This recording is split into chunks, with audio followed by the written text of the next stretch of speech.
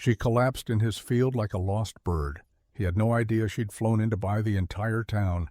Before we dive in, hit that subscribe button and drop a comment. Where in the world are you watching from? The late summer sun hung low, painting the fields in soft amber as Jack Whitaker guided his old tractor down the last stretch of overgrown wheat. Dust curled behind him like a ghost that never quite left. The engine sputtered with the usual cough, faithful but tired, like Jack himself.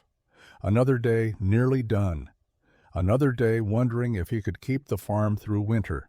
He reached for the canteen beside him, took a long sip, and turned his gaze toward the western edge of the property, then froze. There was something in the field. At first it looked like a pile of clothes abandoned by the wind, but as he slowed the tractor and squinted against the light, a figure began to take shape. A woman, slumped awkwardly, one leg tucked beneath her, one arm stretched across the wheat like she had tried to crawl. Jack jumped down from the tractor, boots landing heavy in the dry soil. He moved fast, heart rising in his chest. "Ma'am?" he called out. No response. Closer now, he saw her face, scratched, pale, hair matted with sweat and dust. She looked like she didn't belong out here. Her clothes weren't farm gear. They were designer, or had been, before the prairie turned them into something ragged. She stirred faintly, moaning as he knelt beside her. "Hey," Jack said gently. "You're okay now. I've got you." Her eyes fluttered open, sharp green, unfocused. She blinked at him like she wasn't sure if he was real. "I fell," she rasped. "Looks like you did more than that." Jack slipped his arms under her carefully, lifting her like he had lifted Emily when she was little, and ran into trouble.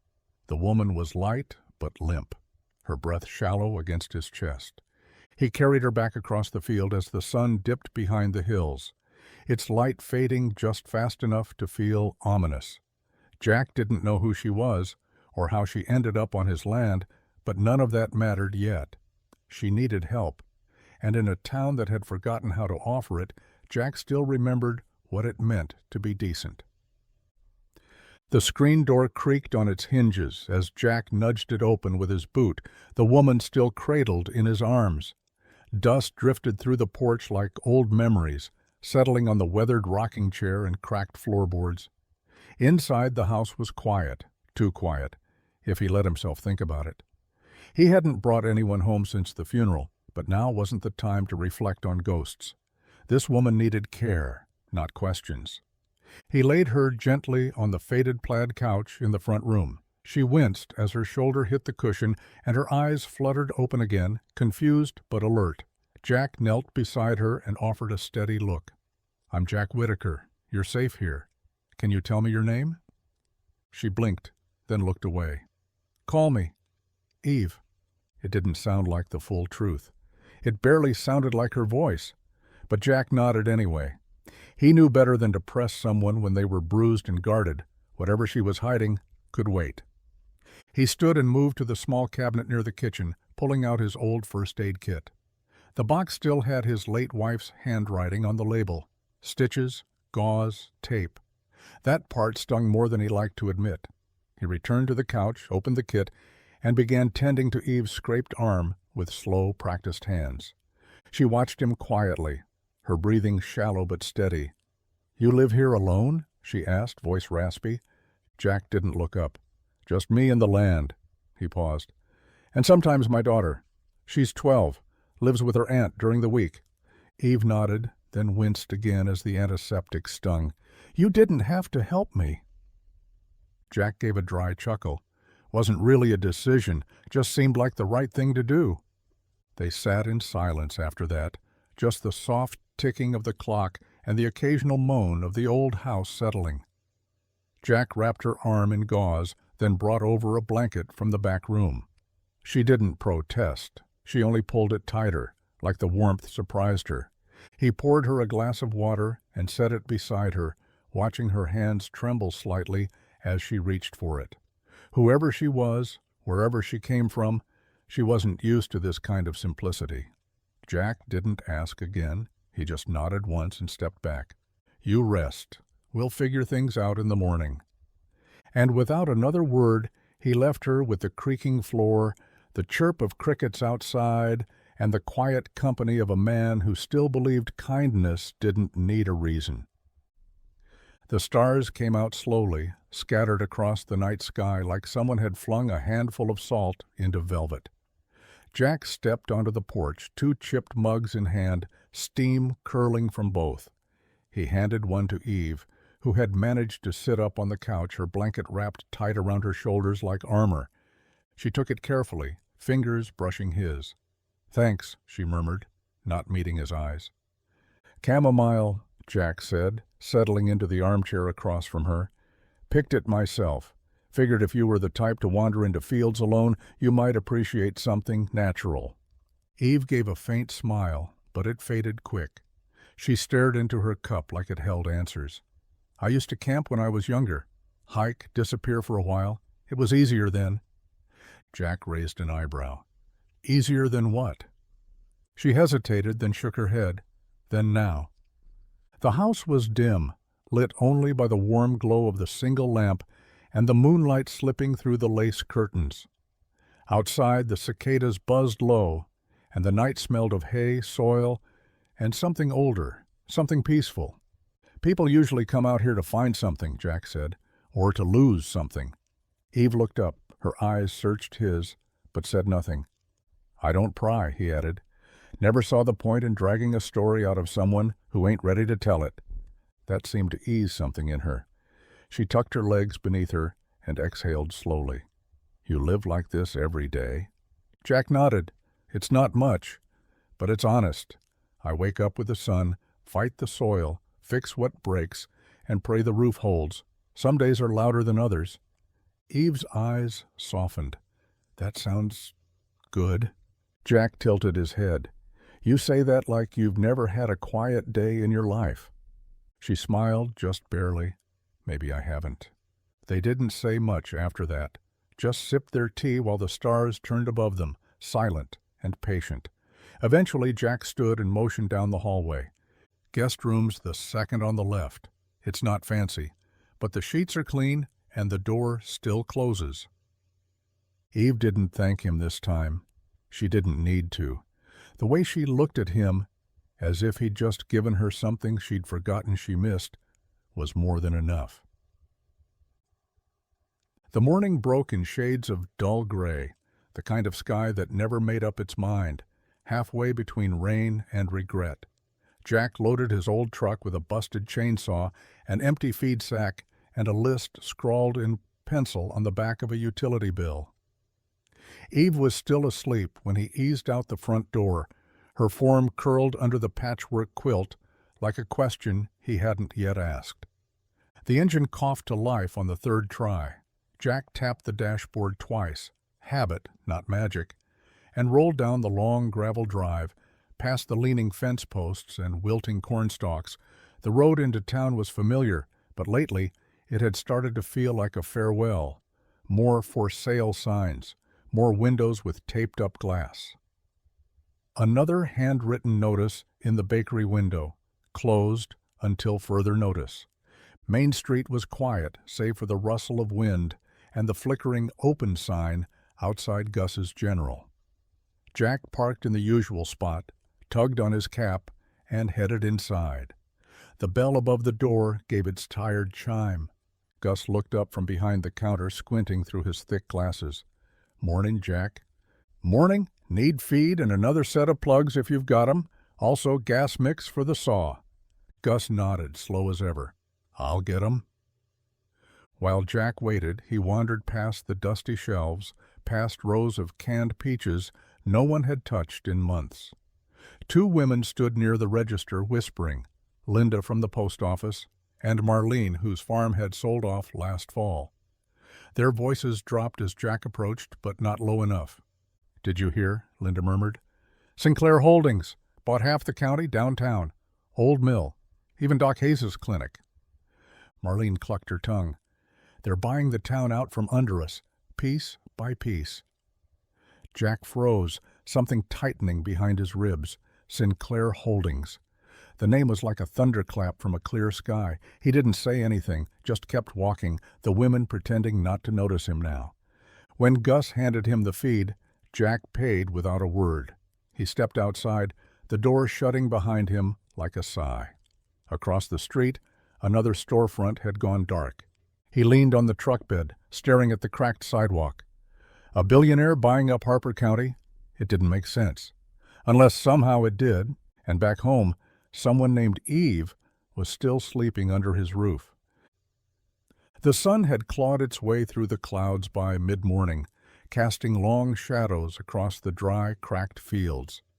Jack had returned from town with the feed and the parts, said a quick hello through the screen door, and disappeared out back with the chainsaw like nothing had shifted, like the world hadn't tilted overnight.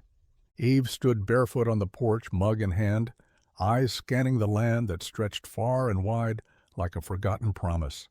The fields, once golden and strong, were patchy now, thirsty, choked in places by weeds.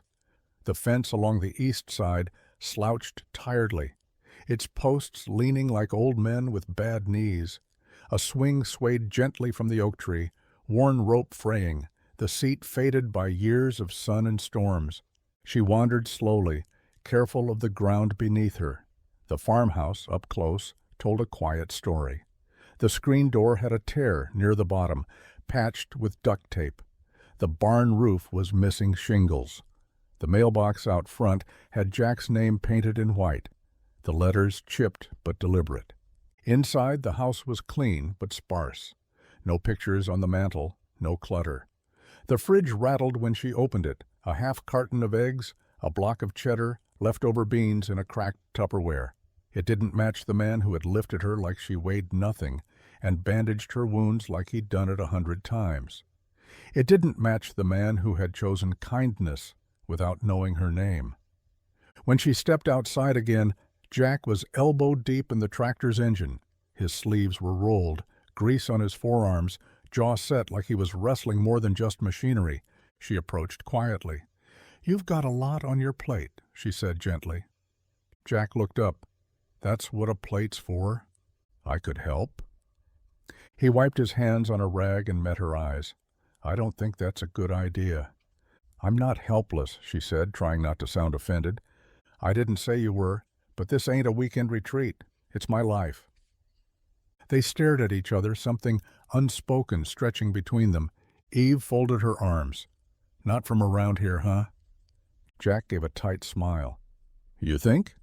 And just like that, he turned back to the engine, leaving her standing there, in borrowed boots, on borrowed time. The next morning, Eve was up before Jack, or at least she tried to be. She stumbled through the creaky kitchen barefoot, searching for a clean mug and burning her fingers slightly on the old percolator. The coffee was bitter, strong, and absolutely terrible, just the way Jack seemed to like it. Out the window, she saw him already in the fields, a silhouette of quiet labor against the rising sun. Without thinking, she tugged on an old pair of boots from the porch, his judging by the size, and stomped her way out like she belonged. Jack didn't look up until she was almost on him. He leaned against the tractor, wiping sweat from his brow with the back of his hand. "You planning to hijack the farm now?" he asked, squinting at her boots. "Maybe just take it for a spin," she said with a grin. He shook his head. "That thing's older than you are, and about as forgiving as a mule." "Perfect. I've dealt with worse in boardrooms." She paused, catching herself. Jack raised an eyebrow but said nothing. She climbed up onto the tractor with more confidence than grace, settling into the torn leather seat. Her fingers hovered over the levers like she was trying to defuse a bomb. "Which one's the go pedal?" Jack chuckled. "They're not labeled for a reason." "I see. So it's a learn or die situation." "More like learn or break something."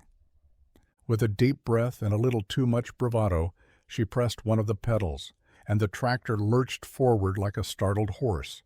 She yelped, swerving wide and catching the edge of the garden fence. A loud crack echoed through the air. Jack flinched. By the time she figured out how to stop, she'd trampled a row of squash and flattened a rake clean in half. She climbed down sheepishly, brushing dust from her knees. "So, how'd I do?" Jack stared at the ruined rake, then looked back at her. And then, without warning, he laughed.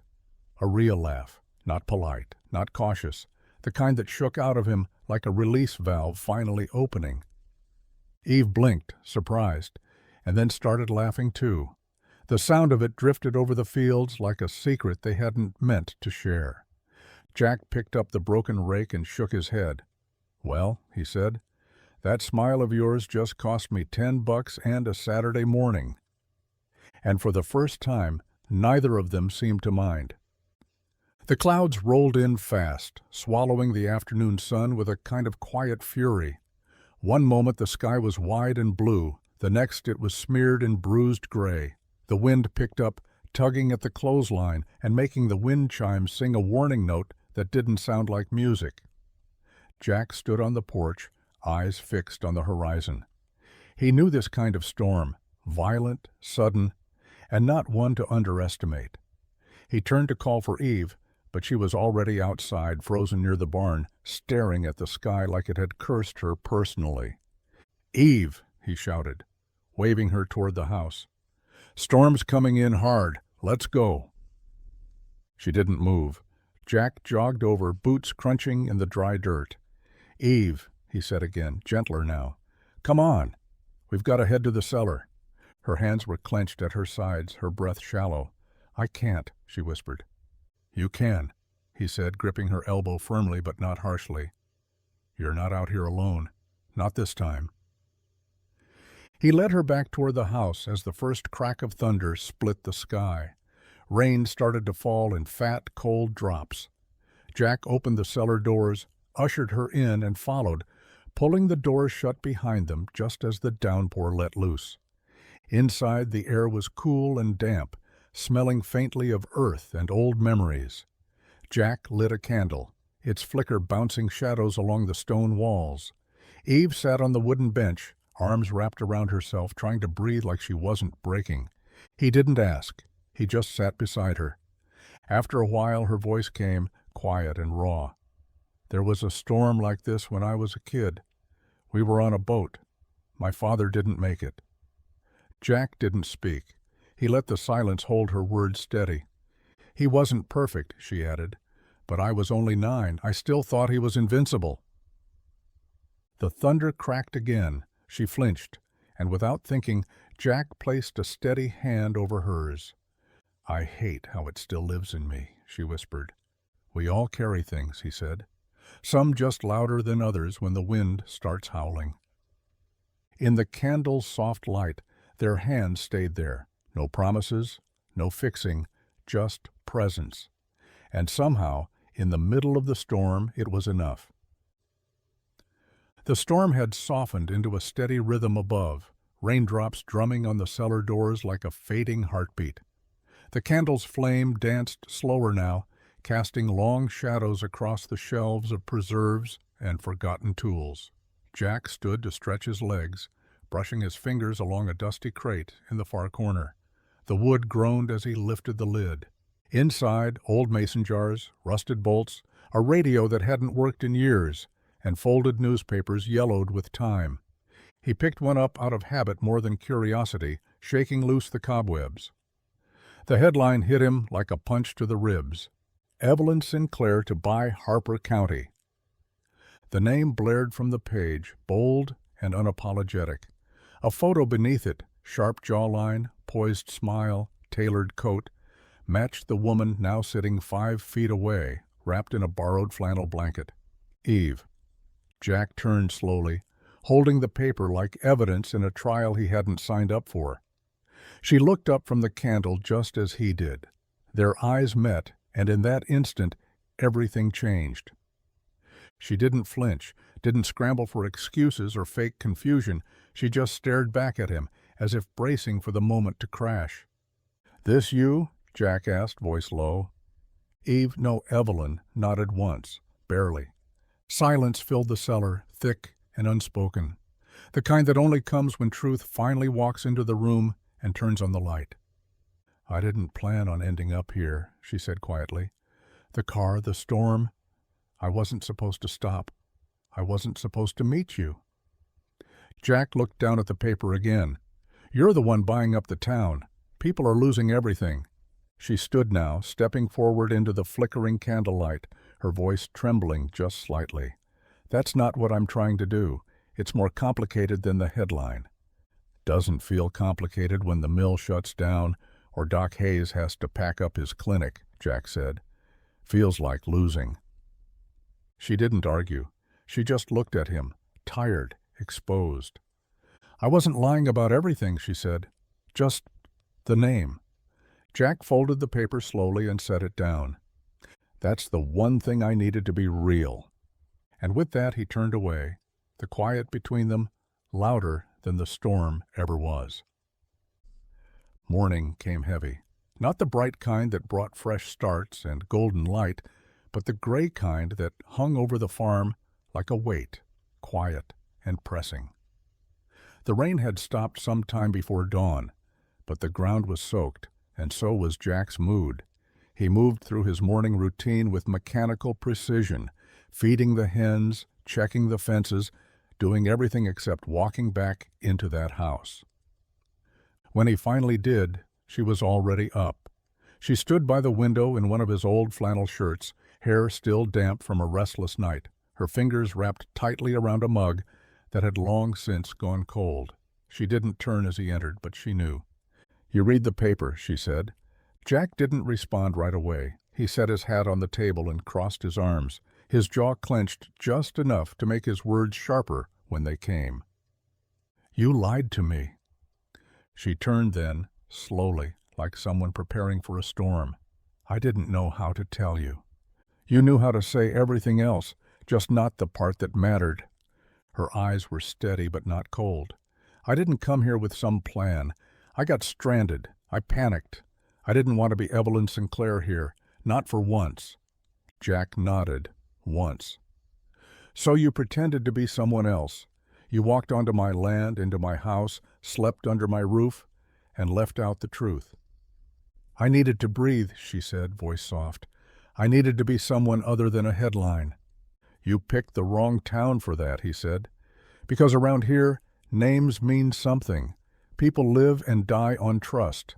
And you—" He stopped, shaking his head. "You're the one they blame for what's happening to this place." She stepped forward, cautious. "Jack, I never meant to hurt anyone." "But you did," he said. "You sat at my table, laughed with me, shared stories, and all the while you knew this would come crashing down the second I found out." Evelyn's voice broke. "I didn't want to be Evelyn Sinclair with you. I wanted to be seen as just me." Jack looked at her, the woman who'd cried during a storm, who'd mangled his tractor and made him laugh for the first time in months. And yet now she felt like a stranger. "Problem is," he said, backing toward the door, "I don't know who that is anymore." And with that he stepped outside, leaving her alone with the quiet, the coffee gone cold, and the truth finally out in the open. Evelyn stuffed the last of her things into the borrowed duffel, her movements sharp, almost frantic.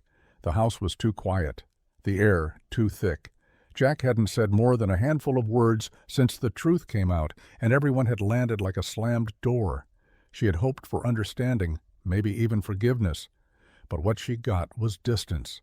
And now the only thing she could think to do was leave before it got worse. The porch creaked beneath her boots as she stepped outside, limping slightly on the ankle she'd twisted in the field days ago. She hadn't told Jack how bad it still felt. Pride made for a poor crutch, but it was all she had left. She didn't get far before the sharp pain surged up her leg, buckling her knees. She cried out as she collapsed near the gate, her hand catching the top rail just in time to avoid hitting the ground. The screen door swung open behind her. Jack's voice followed, tired and clipped. "What in the hell are you doing?" She gritted her teeth, still gripping the fence. "I'm leaving, like you want." He crossed the yard in quick, frustrated strides. "And crawling there on a busted ankle is your grand plan?" "I didn't ask for help," she snapped. "Well, you're getting it," he said, already kneeling beside her. His hands were firm but careful as he lifted her again, the way he had that first night. Only this time, the silence between them carried all the weight they didn't say out loud. He set her back on the couch inside, fetched an ice pack from the freezer, and wrapped her ankle without a word. When he was done, he stood staring at her like he was trying to unsee what she'd become. A small voice broke the tension. "Is she okay?" Emily stood in the hallway, her backpack slung over one shoulder and concern written all over her face.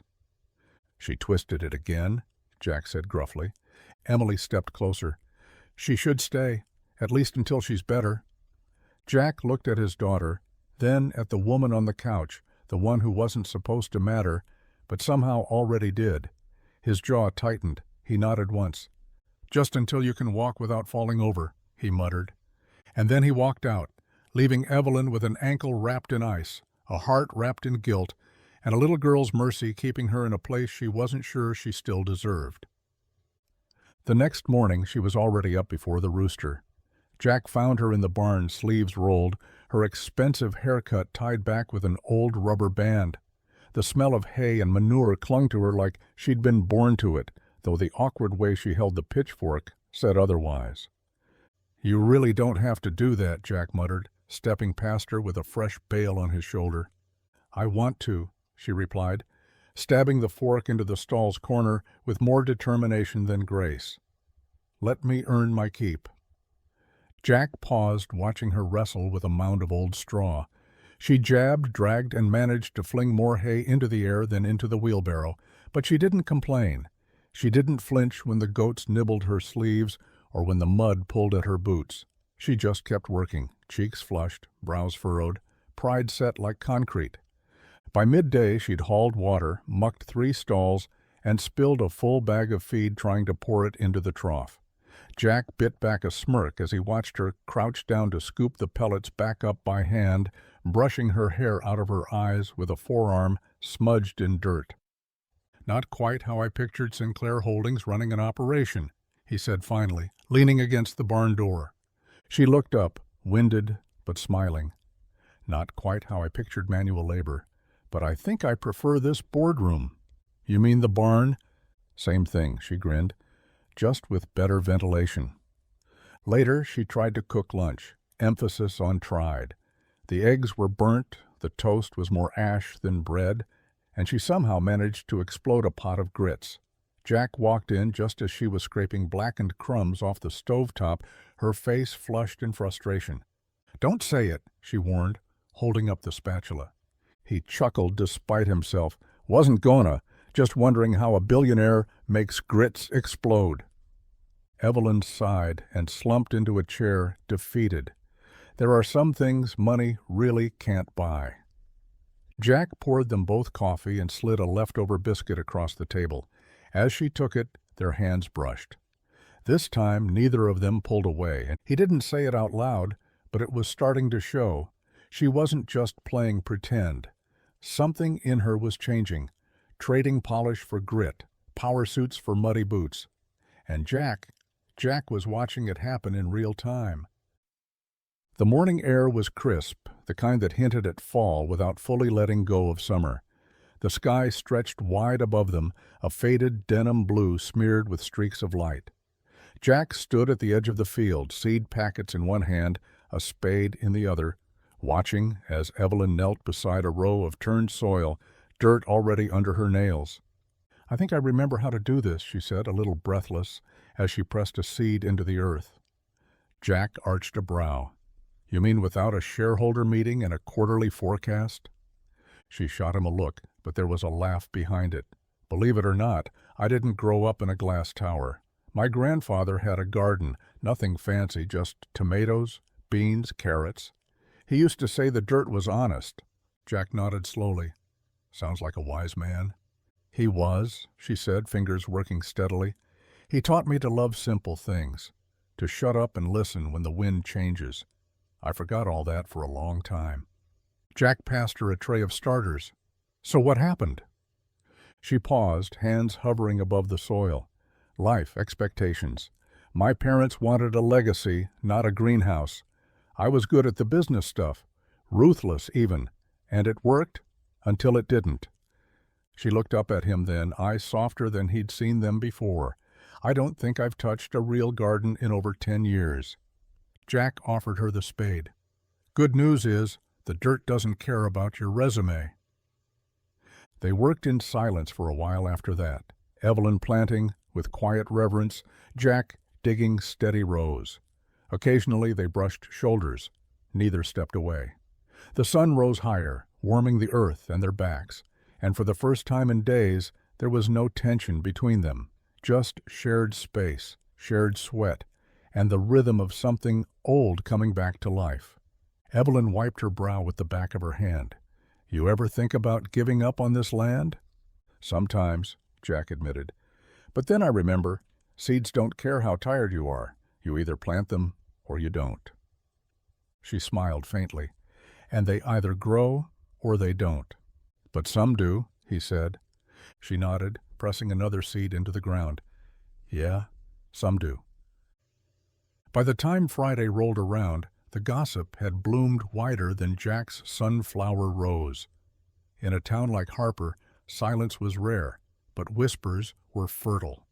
The market clerks, the mail carrier, the barbershop regulars, they all had something to say. "She's living with him," they murmured. "The Evelyn Sinclair, at Jack Whitaker's place."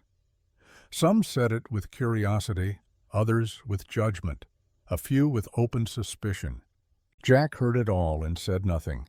He kept to his chores, answered questions with shrugs, and figured the noise would settle like dust always did. But it didn't. Instead, it followed them right into the town hall. The monthly meeting was already tense. New budget cuts, more closures, more uncertainty. Folding chairs scraped across the linoleum floor as residents gathered beneath the flickering fluorescent lights. Marlene set out cookies that nobody touched. The mayor stood at the front, wringing his hands like he'd rather be anywhere else. And then Evelyn walked in. Everything stopped. She wore jeans and boots, her hair pulled back, no entourage in sight. But she didn't have to say a word. Everyone knew who she was. Conversations died mid-sentence. Heads turned. A few people stiffened in their seats like they'd just spotted a storm on the horizon. Jack stood slowly from the back row. He hadn't expected her to come. Neither apparently had anyone else. "Miss Sinclair," the mayor said, voice hitching, "we weren't expecting a visit?" "I'm not here as a CEO," she said, calm but clear. "I'm here as a resident, for now." The silence fractured. One man stood, arms crossed. "Resident? You've owned this place for 2 weeks and already you're hiding out on Jack's farm." Someone else muttered, "Bet she's scouting more land to bulldoze." Another added, "Or just playing dress-up with the locals." Jack stepped forward then, slow and deliberate. "She's not hiding," he said. "She's listening, working, learning." "From you?" the first man snapped. "Jack, she's everything we're trying to hold off. And now she's in your barn?" Evelyn didn't flinch. She looked each of them in the eye. "I didn't come here to take more. I came because somewhere along the way I forgot what real life looked like. I'm remembering now." No one clapped. No one cheered. But no one interrupted again either. And in the thick, buzzing silence that followed, Jack looked at her, not as an outsider anymore, but as someone who just might be brave enough to stay. Jack didn't plan to speak again. He hated crowds, hated drama, hated being the center of anything that didn't involve rusted bolts or broken fences. But as the town hall muttered and simmered in silence, he watched Evelyn stand there, not as a billionaire, not as a stranger, but as a woman who had been hauling water at dawn and scrubbing mud from her boots after sundown, and something in him snapped. He cleared his throat, stepped into the narrow aisle, and faced the room full of neighbors who used to nod at him in the feed store without question. "I know what it looks like," Jack began, voice steady. "And I know what some of you think, that she's here to write checks or flip property or turn Harper into another dot on a portfolio." A few heads nodded, slow and suspicious. "But I've seen her," Jack went on. "Not in a boardroom, not behind a screen. I've seen her out in the stalls, knee-deep in manure, hauling hay without complaint. I've seen her burning toast and laughing about it. I've seen her chase goats, for crying out loud." That got a ripple of reluctant smiles. Evelyn glanced down, quietly biting back one of her own. "She's not just here, she's showing up," Jack continued. "And that means something around here, or at least it used to. Doesn't matter what her last name is.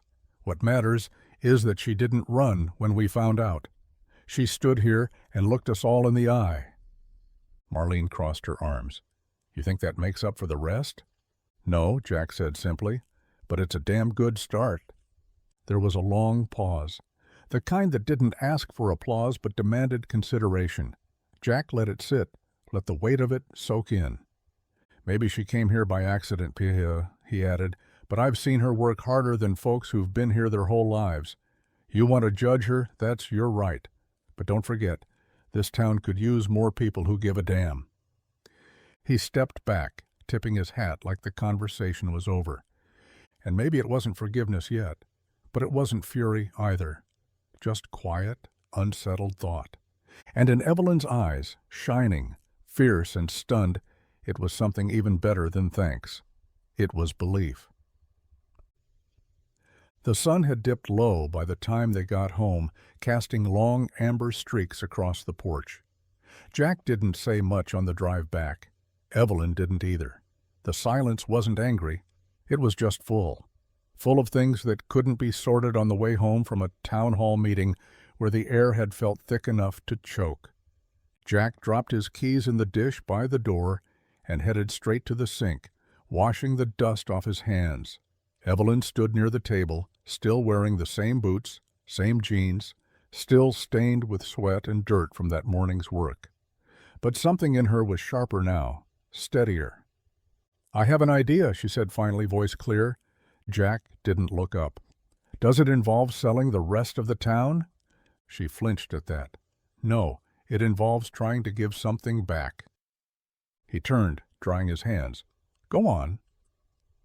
She stepped closer, her tone quiet but sure.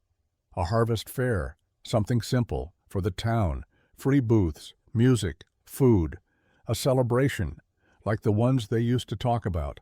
Let people sell what they make, share what they grow, get to know each other again, on their terms."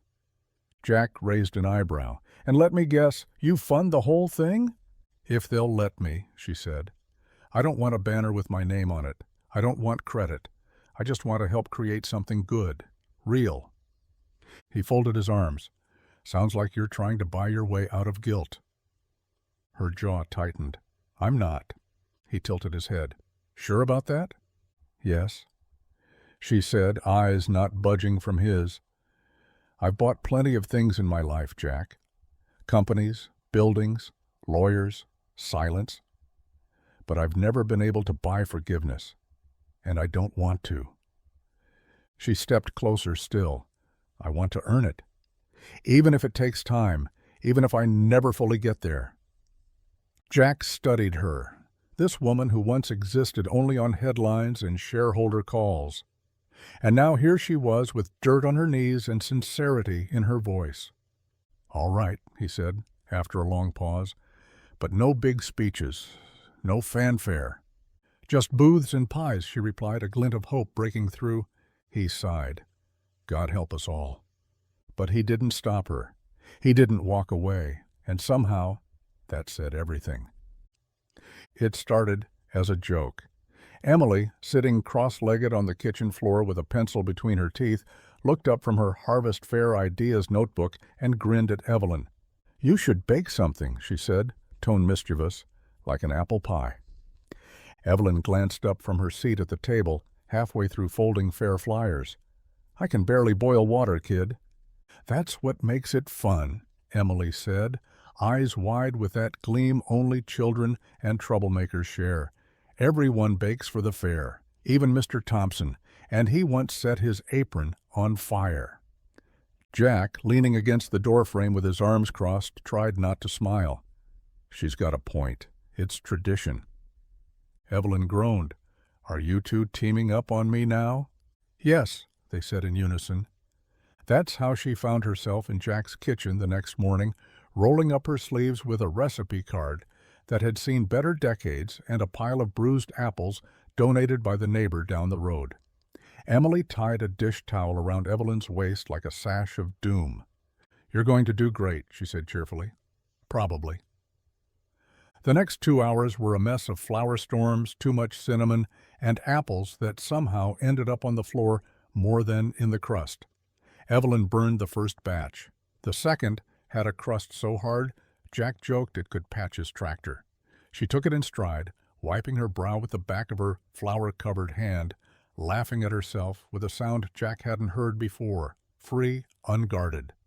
Emily sat on the counter, swinging her legs and offering unhelpful but enthusiastic commentary.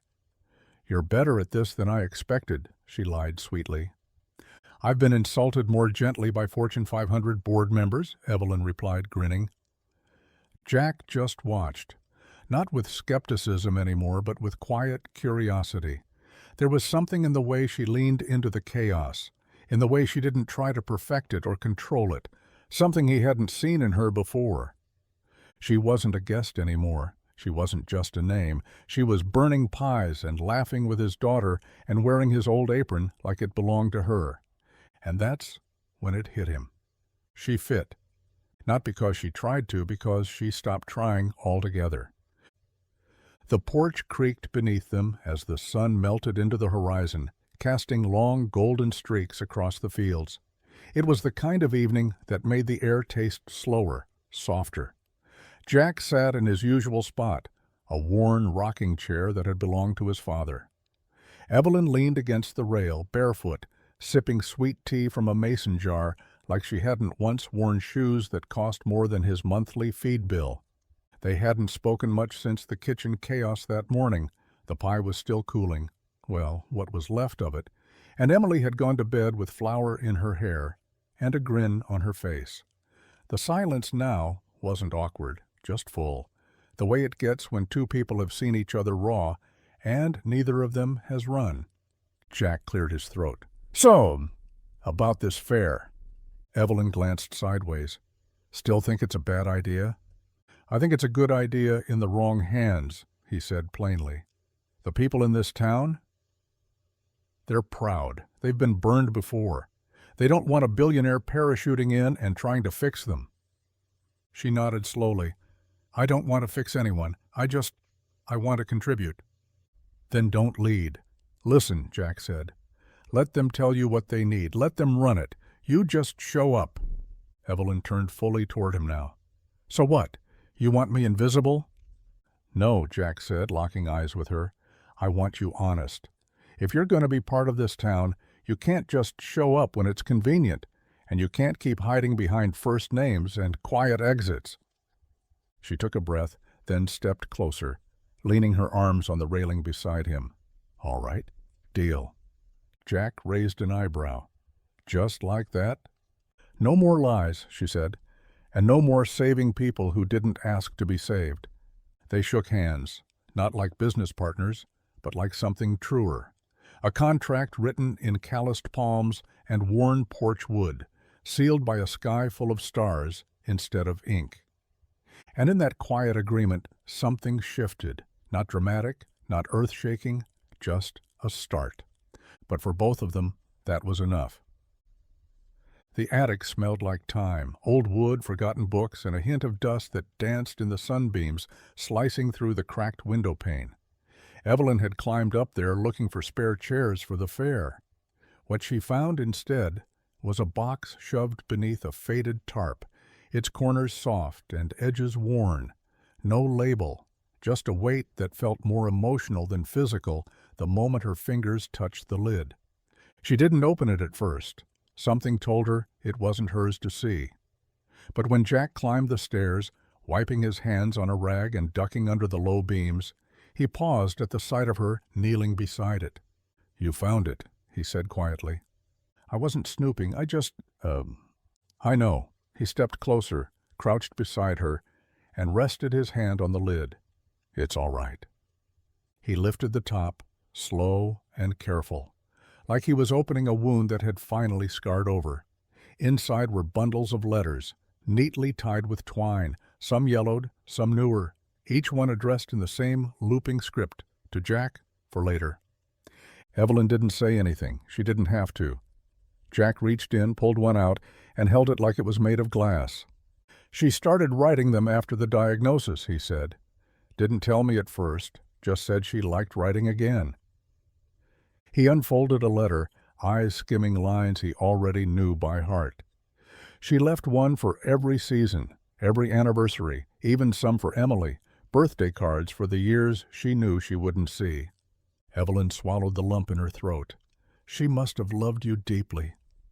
"She did," Jack said, voice rough now. "And I made promises. About this land. About keeping Emily grounded. About staying kind, even when it hurt." He looked at her then, eyes red-rimmed but steady. "I failed some of them. I've been trying to make up for it ever since." Evelyn reached out, gently resting her hand on his. "You didn't fail, Jack. You survived, and that counts for something." They sat there in the attic, surrounded by old letters and old pain, and for the first time, Jack let someone else help him carry the weight of memory. Not erase it, not fix it, just carry it, together. It started with smoke, thin at first, curling against the dusk sky like a question mark. Jack was in the field checking the irrigation line when the smell hit him, burnt wood and panic. He dropped the wrench and ran. Fast. By the time he reached the barn, flames were already licking up the east wall. The old boards, dry as paper, went quick. He grabbed the nearest hose and started spraying, shouting for help, for anyone. Evelyn came flying out of the house, barefoot, wide-eyed. Emily behind her, frozen on the porch like a statue. Neighbors showed up within minutes. Buckets, garden hoses, shouted orders. But by the time the flames were out, half the barn was gone. Charred beams jutted from the structure like broken ribs. Smoke hung thick in the air. The livestock had been spared by luck or mercy, but the damage was brutal. Jack stood staring at the wreckage, hands on his hips, chest rising and falling in disbelief. "Damn thing caught fast." One of the neighbors, Ray, shook his head. "Don't feel right. No lightning, no tools left plugged in, and that pile of oily rags near the back, that wasn't there this morning." Another voice added, "You think someone did this?" Jack didn't answer, but his jaw clenched hard enough to crack bone. That night, while the town whispered and the fire still smoldered low, Evelyn sat alone in the guest room, phone in hand. She didn't ask Jack. She didn't wait. She called the one contractor in state she knew could do miracles if the price was right. By morning, trucks arrived with lumber and crews. No logos, no fuss, just men with tools and instructions to work fast, no questions asked. Jack came outside in his flannel, rubbing sleep from his eyes, confused at the commotion. "What the hell is all this?" Evelyn met him at the porch, quiet and calm. "You're not losing your barn days before the fair. I didn't ask for this." "I know. But this isn't charity. It's a partnership. You plant, I build. We both care." He looked at her long eyes heavy with pride, anger, gratitude. All tangled up. But he didn't stop them. Didn't send the trucks away, because somewhere deep down he understood. This wasn't just rebuilding a barn. It was a promise, nailed back together in fresh boards and stubborn hope. Jack didn't sleep that night, not really. He sat on the porch long after the trucks had pulled away, long after the hammers fell silent and the spotlights clicked off. The new barn stood where the ashes had barely cooled, clean straight beams, fresh pine that smelled too new for this land. Every nail driven with precision. Every piece a reminder of something he hadn't asked for, and something he couldn't ignore. By dawn he'd made up his mind. Evelyn found him already inside, sitting on a hay bale in the middle of the rebuilt structure, elbows on his knees, eyes fixed on nothing. She stepped softly, uncertain. They finished faster than expected. He didn't look at her. "You called them in the middle of the night." "I didn't want to wait," she said. "The fair's days away. You'd have lost everything we built."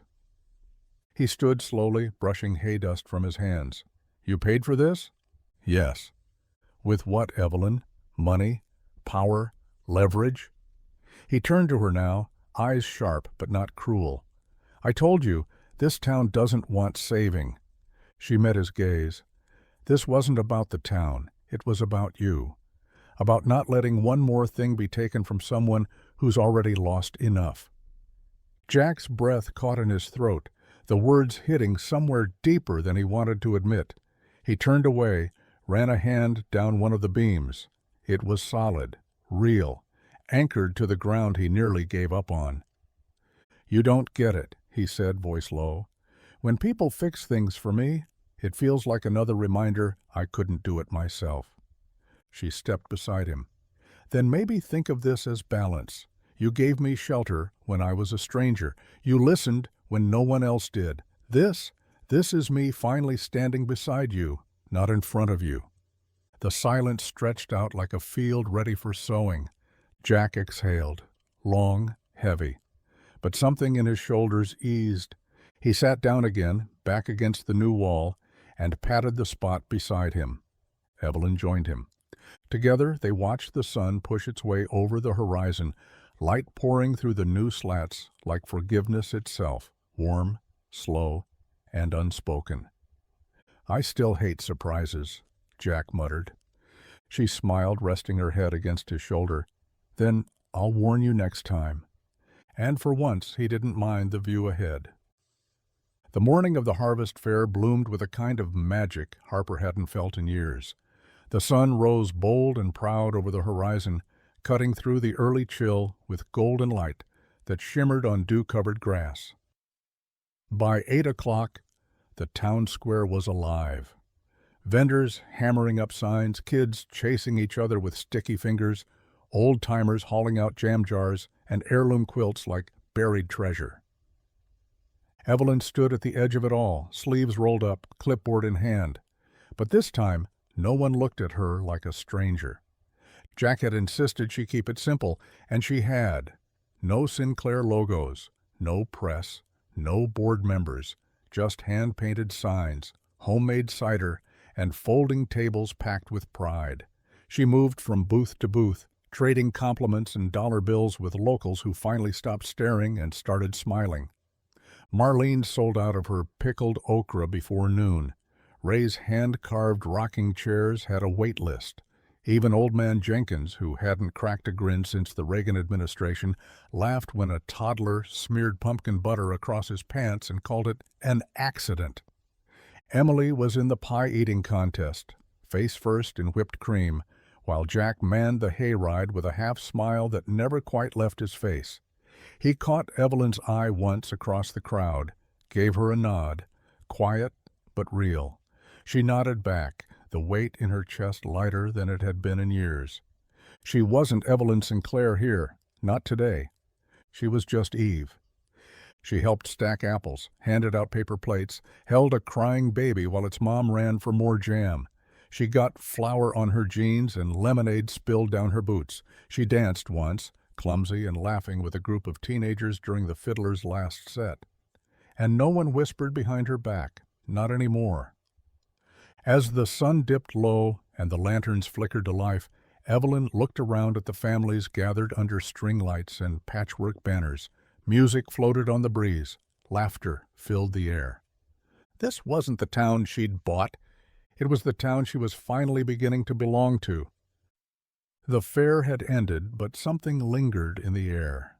A kind of quiet momentum, like a river that had finally found its current again. The lanterns were still strung above the town square, swaying gently in the night breeze. Most of the booths had been taken down, but Jack and Evelyn sat on the back of his truck, a half-empty thermos between them, watching as a few kids chased fireflies across the grass. Jack tapped the brim of his hat and glanced at her. "You see the way folks smiled today? Not forced, not polite, real." Evelyn nodded. It felt like Harper again, or maybe like what Harper's trying to be. He took a long sip from the thermos, then leaned forward, elbows on his knees. "I've been thinking about something bigger than just today." She raised an eyebrow. Bigger than pie-eating contests and hayrides? Jack smirked. A little. A co-op. Community run. Local goods, grown and made right here. Farmers, bakers, carpenters. A place they can sell what they make without a middleman stealing the margin. Evelyn turned toward him, interested now. Go on. It wouldn't be about handouts. It'd be about building something together, something that doesn't vanish the next time a company buys a block of land. She smiled. You've got a good pitch. Ever think about running a boardroom? Not a chance in hell, he said, grinning. Then, after a beat, but I can run a co-op. She looked at him, thoughtful. What if I match the startup costs? Quietly. No headlines, no controlling interest, just seed money. Jack considered that, only if we run it together. Her smile widened. That's the deal I was hoping for. They shook on it right there. No contracts, no pens. Just two hands, calloused and steady, making a promise beneath the same stars that had watched them stumble through everything else. And in that handshake, something bigger bloomed. Not just forgiveness, not just trust. A future. The town didn't erupt overnight, but something in it began to mend. People stopped waiting for things to fall apart. They started building again, together. And at the heart of it was a farmer who never gave up, and a billionaire who finally stopped running. The sound of tires crunching over Jack's gravel drive didn't match the usual rhythm of farm life. Too smooth, too polished. When Evelyn stepped out onto the porch, wiping her hands on a flour-dusted dish towel, the car already gleamed in the afternoon sun like it had never seen a dirt road in its life. A black luxury sedan, chrome trim, windows tinted to keep the world out. The door opened and out stepped Nathan Carrington, sharp suit, sharper jawline, and an expression that said he hadn't come for pleasantries. He looked wildly out of place next to the wind-chimed porch and the chipped flower pots Evelyn had painted with Emily 2 weeks ago. "Evelyn," he said, like no time had passed. She stiffened. "Nathan?" "I tried calling. You've been ignoring every message." "On purpose," she said flatly. Jack, crouched by the barn repairing a gate hinge, heard the voices, but stayed put. Until Nathan's tone changed, just loud enough to carry. "Look, I get it," Nathan said, stepping closer to her. "Your little break from reality, rustic therapy, find yourself nonsense. But it's time to come home." "This is home," she said. Nathan laughed under his breath. "Come on, Eve. You don't belong here. This phase, the flannel, the dirt, the small-town fairy tale, it's beneath you. And I know you. You get bored. Always have." Jack's wrench slipped, clattering against the gate. Nathan looked up, startled. Evelyn turned, already seeing Jack standing in the shadow of the barn, face unreadable, jaw set. She stepped off the porch slowly, closing the distance between them. "I'll handle this," she said to Jack, voice low. "Please." He nodded once, but the quiet in his eyes was different now. He walked back into the barn without a word, leaving the door slightly ajar. Evelyn turned back to Nathan. "You're right about one thing. I used to get bored. With you. With the games. With the noise." He frowned. "And this farmer, this town, this is who you are now?"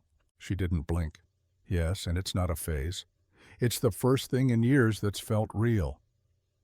Nathan stared at her like he didn't recognize the woman in front of him, because truly he didn't. She wasn't the Evelyn he remembered, and she didn't want to be. The town square buzzed with the lazy energy of early evening, the last golden rays of sun casting long shadows over booths still half-stocked with fare leftovers. Folks had gathered again, not for an event, not for spectacle, just because they could. Because that was Harper. When something happened, people came. And something was happening now. Nathan stood in the middle of it all, a beacon of misplaced elegance in a tailored charcoal suit, phone in one hand, impatience in the other. Evelyn stood across from him, arms folded, mud still drying on the knees of her jeans from that morning's work in the pumpkin patch. "I'll give you one last chance," Nathan said, voice elevated, meant for an audience.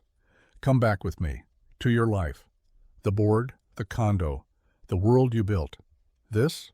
He gestured around at the booths, the dusty pickup trucks, the loose hay on the pavement. "This isn't you." The town paused around them. Conversation stalled. A few folks glanced toward Jack, who stood near the cider table, face carved from stone. Evelyn looked at Nathan for a long, breathless second. Then she turned to the crowd. "This place," she began, voice steady but resonant, "gave me back who I am. Not the title, not the power. Me." A murmur rippled through the square. "I was hollow when I got here, running on fumes, pretending to be whole, because my net worth said I should be. But then I met people who didn't care what I owned. They cared what I did." She glanced at Jack, just once, but it was enough. "They gave me mud instead of marble, work instead of applause, and you know what? It saved me." Nathan scoffed. "You're romanticizing struggle." She smiled. "No, I'm respecting it." Then she took one step closer to him and said, clear as daylight, "Go home, Nathan. And this time, leave me out of it." The silence that followed cracked when someone, maybe Marlene, clapped. Just once. Then Ray joined, then the baker, then a chorus. A real cheer, not for a name, not for a check, but for a woman who chose dirt over diamonds, and meant it. The stars were thick above them, scattered across the night sky like a quilt stitched by a hand far more patient than either of them could ever be. The crickets hummed low, and the wooden porch swing creaked with every gentle sway. Jack sat on one side, boots planted firm on the planks. Evelyn sat on the other, her bare feet tucked beneath her, a blanket draped over her lap. They didn't speak for a while, just watched the breeze stir the cornfields and listened to the soft breath of a world that, for once, didn't demand anything from them. Jack shifted, staring out into the dark. "You ever feel like the minute something gets good, it's already halfway to being taken from you?" Evelyn glanced at him. "Yeah, all the time." He nodded slowly, fingers laced together in his lap. "After my wife passed, I told myself that was it. No more letting people in, no more depending on anyone, because if they're not here, they can't leave." Evelyn's voice came soft. "But they do leave, even when they don't want to." Jack looked at her, then really looked. "I didn't think I'd feel anything again, not like this. And now I'm scared." "Of what?" she asked.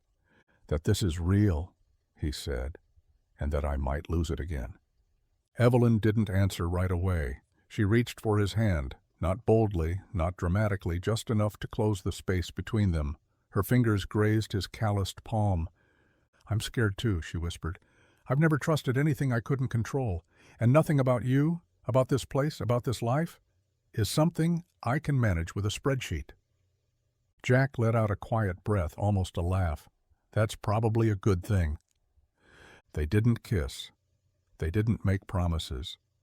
But they stayed there, shoulders touching now, hands barely linked, the porch swing swaying just enough to carry the truth between them. For the first time in years, they both allowed themselves to be afraid, together, and somehow that made it feel a little less terrifying. The auction was held in a dusty county hall with flickering lights and folding chairs that creaked louder than the bidders. The air smelled like old paper and tension, and the whispers started the moment Jack walked in. Everyone knew why he was there. The Perkins farm, 200 acres of the oldest soil in the valley, was up for grabs. Once the heart of Harper, now the last unclaimed stretch of real farmland left. Developers circled like vultures, slick in suits and clutching clipboards, already dreaming of condos and asphalt. Jack took a seat in the back, hat in hand, jaw tight. He didn't have much to offer, just heart, history, and the hope that maybe, somehow, the land would stay in the hands of people who knew what to do with it. Evelyn slipped in quietly, unnoticed by most. She wore jeans and a flannel, her hair tied back, face unreadable. She took a seat a few rows behind Jack and didn't say a word. The bidding began. The first few offers were cautious, safe. Jack raised his number once, just once, his voice low and his eyes on the floor. A few people looked over at him, pity in their expressions. Everyone knew it wasn't enough. Then one of the developers upped the bid by a margin wide enough to suck the hope out of the room. Jack didn't raise his hand again, and then a voice from the back. "I'll raise that by 25. Heads turned. Jack looked over his shoulder and saw her. Evelyn didn't blink. The bidding volleyed back and forth, aggressive, fast, a blur of numbers and pens scratching pads. But every time the suits climbed higher, Evelyn climbed higher still. Calm, steady, absolute. When the gavel finally dropped, the room fell silent. "Sold," the auctioneer called, "to Ms. Evelyn Sinclair." Jack stared at her, stunned. She walked past him without a word, only pausing to slip a folded envelope into the clerk's hand. It wasn't until later that the news spread. She hadn't kept the land. She'd transferred it to the Harper County Community Trust, held in perpetuity, for the town, for the farmers, for the next generation. When Jack found her on the porch that night, staring out at the stars, he didn't speak at first. He just stood beside her. "You didn't have to do that," he finally said. "I know," she whispered, "but I wanted to." And this time, he didn't hide the look in his eyes. This time, he let her see everything. The first rain of fall came without warning, soft at first, like a whisper against the leaves, then heavier, steady, warm.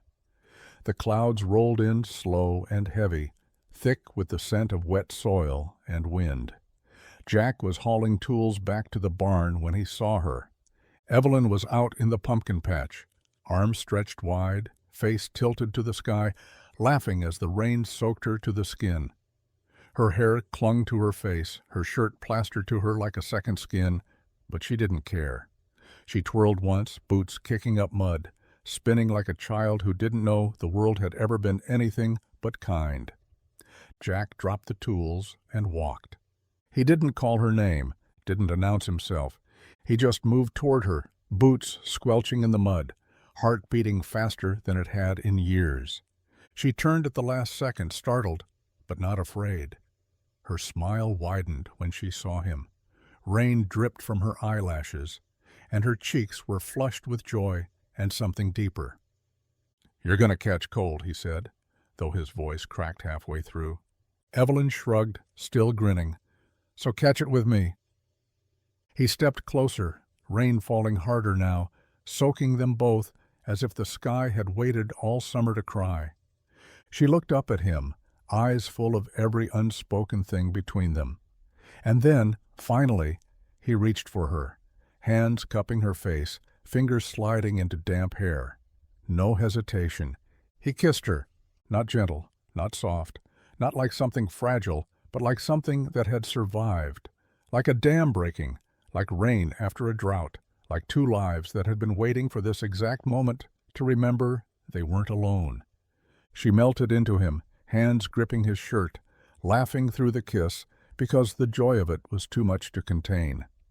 The world around them blurred, the fields, the sky, the wind, all of it faded beneath the rain and the heat of two people who'd finally stopped running from what they were always meant to find, each other. The rain had passed, leaving behind that soft, hushed stillness that always followed a storm. The farmhouse windows were fogged with warmth, the scent of cinnamon and wood smoke curling through the air. Evelyn sat at the kitchen table wrapped in Jack's old hoodie, hair still damp, cheeks glowing in the aftermath of something she couldn't quite name, but could feel in her bones. Emily sat across from her, tongue peeking out the side of her mouth as she focused hard on the final touches of a drawing. Crayons scattered the table, paper crinkled at the edges, a rainbow smudge across her cheek. "I want to show you something," Emily said suddenly, holding up the paper with two hands like it was something sacred. Evelyn took it gently. The drawing was simple but full of heart. 3 figures stood hand in hand beneath a bright yellow sun. Jack, tall and smiling, Emily with her wild ponytail and crooked grin, and Evelyn unmistakably drawn in one of her borrowed flannels. The tree beside them was the one out back with the swing. The barn stood tall in the background, and at the top of the page, in bright blue crayon letters, Emily had written one word: home. Evelyn stared at it. Her breath caught somewhere between her ribs and her throat. Her fingers trembled slightly at the edges of the paper. It was just a child's drawing, no straight lines, no perfect proportions, but it was the most honest thing she'd seen in years. Emily watched her quietly. "Do you like it?" Evelyn nodded slowly, her voice barely a whisper. "I love it." The tears came then, slow and quiet, slipping down her cheeks before she could stop them. Not out of sadness, but out of a fullness she hadn't known she'd been starving for. She wiped at her face quickly, but Emily had already seen. "Are those happy tears?" the little girl asked, tilting her head. Evelyn laughed, choked and watery. "Yeah, kid, the happiest." Jack stepped in from the hallway, pausing at the sight. He didn't need to ask. One glance at Evelyn holding that crayon masterpiece was enough. In that moment, the house didn't just feel like shelter, it felt like belonging. The farmhouse next door had stood empty for years. Its shutters hung crooked, paint peeling like old scabs. Weeds crept up through the porch slats, and the mailbox leaned like it was tired of waiting for good news. Everyone in Harper had passed it 1,000 times, written it off as another piece of the past too broken to fix, until Evelyn bought it. No press release, no big announcement, just a signature on a line and a quiet conversation with the old owners who had finally given up on selling. Jack found out when he saw the first contractor truck pull into the drive, followed by a lumber delivery and a crew with paint swatches instead of blueprints. He knocked on her door that evening, brow furrowed, one hand in his pocket. "You planning on flipping it?" She looked up from the porch where she was scraping old ivy off the railing with a gloved hand. "No? Then what?" "I'm moving in."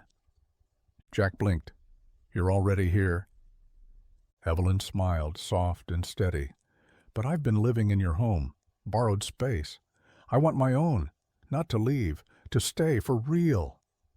Jack stepped onto the porch slowly, eyes sweeping over the dusty windows, the cracked steps, the roof that leaned just slightly to the left. "This place needs work." "So did I," she said, not missing a beat. He let out a quiet laugh. "You sure about this?"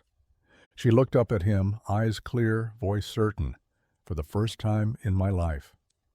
The weeks that followed were filled with the sounds of something beginning. Hammers, laughter, paint splattering, drop cloths. Evelyn planted herbs in the window boxes. Emily helped choose curtains for the kitchen. Jack showed her how to reseal a window without swearing much. She didn't build a mansion. She didn't knock it down and start over. She restored it. Board by board, nail by nail, with her own hands and a heart that had finally stopped running. It wasn't just a house. It was a promise to herself, to belong. The fall festival lit up Harper like a postcard from a time that never needed hurrying. String lights hung between trees and telephone poles, swaying in the crisp breeze. The air was thick with the scent of caramel apples, kettle corn, and hay bales warmed by sunshine. Kids darted between booths with painted faces. Fiddles played, boots stomped, and laughter rose in waves, carrying something deeper beneath it, healing. Evelyn stood near the cider stand, watching it all unfold, a cup warming her hands and her heart. Her new home sat just down the road, porch light glowing. Emily was off with friends, cheeks pink, pockets stuffed with candy. Jack hadn't said much all night, just quiet glances across the crowd, but now he was walking toward her, boots scuffing the grass. One hand extended. She looked at him, surprised. "Come on," he said. "Dance with me." She hesitated, glancing at the makeshift dance floor where couples already swayed under the stars. "I don't know how." "You don't have to," he said, gently taking her cup and setting it aside. "Just follow me." He pulled her in, his touch easy, his grip sure. They moved slowly at first, awkward and a little offbeat, but then the rhythm found them, her hand on his shoulder, his arm around her waist, their steps sinking in the middle of an old country song, and a new kind of quiet joy. People noticed. Marlene wiped a tear, Gus clapped like it was a wedding, the kids giggled, pointing. No one said her name like it was a headline anymore. She wasn't the outsider, she wasn't the billionaire, she was just his. Jack looked down at her, his smile small but real. You're not bad for someone with city shoes. She laughed softly, resting her head against his chest. This is the life I never knew I needed. The music slowed. The breeze carried leaves across the field. And Evelyn Sinclair danced in front of a whole town that once didn't know what to do with her. Now, they didn't want the night to end. The morning sun broke clean across the fields, casting golden light over rows of ripening squash and freshly tilled earth. The barn stood proud at the edge of the pasture, no longer blackened by fire, but reborn. Fresh boards, clean lines, a roof that didn't sag. But it wasn't the paint or the repairs that made Jack stop in his tracks that day. It was the sign, hung square above the wide double doors, carved into aged oak and sanded smooth. The letters stood bold and unshaken. Whitaker and Sinclair Community Farm, built on trust. Evelyn stood beside him, hands in the pockets of her jeans, quiet as he read it. Jack tilted his head, lips twitching into something halfway between surprise and something warmer. You did this? Evelyn shook her head. We did. He walked closer, ran a hand across the wood, fingertips tracing the grooves like a man touching something sacred. It wasn't flashy. It wasn't loud. But it was theirs. That's your name next to mine, he said. She nodded. Because this place wouldn't be standing without you, and it wouldn't be growing without both of us. Jack stared at the bottom line again, built on trust. The kind of words that didn't come easy in a town like Harper, especially not after everything, but they were true. This wasn't just a farm anymore. It was a place where people dropped off extra eggs to help their neighbors, where kids learned how to plant tomatoes, and folks came by just to feel something real again. It had become more than survival. It had become community. He looked at Evelyn then, her boots muddy, sleeves rolled, hair tied back in that way that made her look like she'd always belonged out here. I never thought I'd share this land, he said softly. And I never thought I'd find something worth staying for, she replied. They stood there for a long while, watching as the first visitors of the day arrived, locals with baskets, laughter, and purpose. Under that sign, nothing needed to be said, because trust had already spoken. The farmhouse porch creaked beneath Evelyn's rocking chair as the breeze carried the scent of wildflowers in distant rain. She wore her favorite flannel, sleeves rolled, hair streaked with silver now, but still pulled back the same way Jack always liked. The field stretched out in front of her, golden and generous. The barn stood tall in the distance, the wooden sign weathered but proud. Whitaker and Sinclair, Community Farm. Beneath it, still clear, built on trust. A little girl sat at her feet, legs crossed, sketchbook in her lap and pencil tapping her chin. She was no more than 7, with Jack's eyes and Evelyn's stubborn jaw. Emily's daughter, curious, bright, full of questions. "Grandma Evelyn," she asked, tilting her head, "how did you meet Grandpa Jack?" Evelyn paused, rocking once more before she smiled. "I got lost once," she said, her voice soft. "Really lost. Not the kind with maps or road signs, but the kind where you forget who you are, where everything you've built feels empty." The little girl stopped tapping her pencil. "And?" she whispered. Evelyn looked out over the land, her heart swelling the way it still did every time she remembered. "And someone honest found me." The child blinked. "That's it?" Evelyn chuckled, eyes shining. "That's everything." Because it was everything.